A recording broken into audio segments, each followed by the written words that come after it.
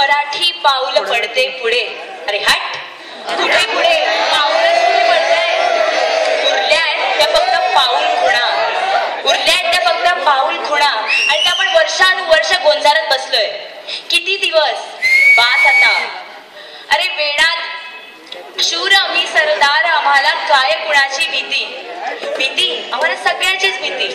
प्रत्येक गोष्टीचा धसका, धसका नोकरी गमावण्याचा, धसका पोरगी पळून जाण्याचा, धसका घाटी म्हणून संबोधला जाण्याचा. अजून काहीतरी म्हणतात, वेडात दौडले शूर मराठी साथ. अरे साथच, बाकी सगळे कुठे होते? कोटींची लोकसंख्या असणार आपलं महाराष्ट्र राज्य, पण मराठी अस्मिता बाळगणारे फक्त बोटावर बसण्या इतकेच लोक का वाटत नाही आपल्याला अभिमान आपल्या मराठी असण्याचा? म्हणे मराठी पाऊल पडते पुढे, पण पुढे पडत नसेल तर आपण ते नक्कीच पाडूया. धन्यवाद श्वेता. सेकंड मराठी आणि महाराष्ट्राबद्दल बोलायला वेळ आणि शब्दही अपुरे पडतील. मराठीचा अभिमान नसला तर त्यामध्ये वावगं काय? आणि हा मराठीचा अभिमान आहे, मी मराठी, महाराष्ट्र माझा. परंतु आता परिस्थिती बदलत चालली आहे. हीच मराठी संस्कृती काळाच्या ओघामध्ये तुम्ही कशी नजरेआड होत चालली आहे त्याकडे दुर्लक्ष करताय. संस्कृतीची जोपासना करण्यासाठी आपल्याला वर्षभरातून 1, 2, 3 अजून किती कमी दिवस मिळतील याच्याकडे आपण लाजिरवाणेपणे बघत आहोत. आई वडील, आजकालचे पालक जे आपल्याला संस्कार देतात ते आई वडील म्हणून घेण्यापेक्षा तुमच्या मातृभाषेपेक्षा मम्मी आणि पप्पा म्हणून घेणं जास्त प्रेफर करतात. काय तर म्हणे स्टाईल आहे. हा, आणि त्याच प्रकारे इंग्रजी शाळा, त्याच प्रकारे कॉन्व्हेंट शाळा जिथे की मराठीला नगण्य महत्व असतं त्या शाळांना मराठी शाळांपेक्षा जास्त प्राधान्य मिळत आहे. मराठी साहित्य, लोकनृत्य, लावण्या, कीर्तन, भजन हे काळाच्या ओघामध्ये हरवत चालले.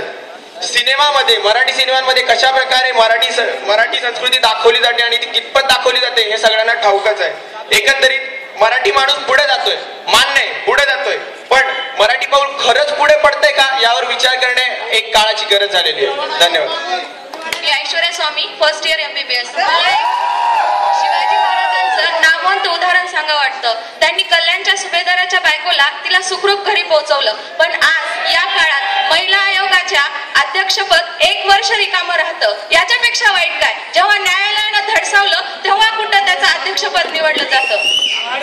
जेव्हा जिथे सावित्रीबाईंनी शिक्षणासाठी इतका लढा दिला तिथे आज महिलांची साक्षरता किती आहे? फक्त 64%. फक्त 64%. आज नॉर्थ ईस्ट मध्ये आपण म्हणतो की मागासलेला आहे, पण त्यांची लिटरसी ही आपल्या महिलांपेक्षा खूप जास्त आहे. त्यांचा सेक्स रेशो हा सुद्धा आपल्यापेक्षा जास्त आहे. इथे आपण रमाबाई रानडे, आनंदीबाई जोशी, दोंडोकेशव कर्वे यांची खूप सारे नावं घेतो, पण त्यांचा लढा काय फायद्याचा? आज महिलांवर होणारे लैंगिक अत्याचार, त्यांचा विनयभंग हे कोण बघतं? महाराष्ट्रातच नव्हे तर पूर्ण देशात सुरक्षित मानली जाणारी सिटी म्हणजे मुंबई, आज इथे सुद्धा छेडछाडीचे प्रकरण होत आहेत. रेल्वेत सुद्धा महिलांवर विनयभंग केला जात आहे. गेल्या 5 वर्षात महिलांवरील क्राईम 30% वाढले आहेत. दर 40 सेकंदाला इथे रेप केला जातो. याला जबाबदार कोण? जिच्या हाती पाळण्याची दोरी ती जगाला उभारी. मग मराठी माणूस तू जागा हो आणि स्त्रीच्या अस्मितेला जप. मराठी भाषेसंबंधी मी राधिका बजाज. आदर्श घोटाळा, सिंचन घोटाळा, किंवा टोल नाकाचा घोटाळा यांनी तर भ्रष्टाचाराचे नवीन आदर्शच प्रस्थापित केले. भ्रष्टाचार महाराष्ट्रात शिष्टाचार झालाय. आपल्याला जर आपली लायकी बघायची असेल ना तर एकतर हिमालयात जाऊन बघा किंवा एखाद्या सरकारी कचेरीत, तेव्हा आपल्याला आपली शुद्धता दिसेल. आदर्श घोटाळ्यात ज्या वीर जवानांनी आपल्या मातृभूमीसाठी आपले प्राण दिले त्यांच्या टाळूवरचे लोणी घृणास्पद पद्धतीने खाल्ले गेले. माननीय मुख्यमंत्र्यांनी स्वतःहून सांगितले की मागच्या 10 वर्षात सिंचनासाठी 75,000 कोटी रुपये दिले होते. पण मला हा प्रश्न पडलाय की जमिनीत पाणी मुरत नाही, मग हा पैसा कुठे मुरतो? हळूहळू हा भ्रष्टाचाराचा भस्मासूर आपल्या मराठी माणसाला गिळंकृत करून पाहतो. धन्यवाद राधिका. शुभमोदी. सेकंड मित्रांनो, आपण मोठ्या तोरा मारत म्हणतो ना की आमची मुंबई भारताची औद्योगिक राजधानी पण आणि औद्योगिक राजधानी आहे, पण खरंच किती मराठी उद्योजक आहेत ते महाराष्ट्रामध्ये लीड करतायत, भारताला लीड करतायत. त्यातला कोणीतरी एक रतन टाटा सारखा समोर येतो आणि महाराष्ट्राचा उद्धार करू पाहतो. त्याचा पण प्रकल्प महाराष्ट्राचं सरकार रद्द करतं आणि ते गुजरातमध्ये जातं. आणि मित्रांनो, आपली सकाळच होते मी इडली खाल्ली, मी डोसा खाल्ला असे साऊथ इंडियन पदार्थ सांगत आणि संध्याकाळ होते फेसबुकवर स्टेटस टाकत इटिंग डॉमिनोज पिझ्झा.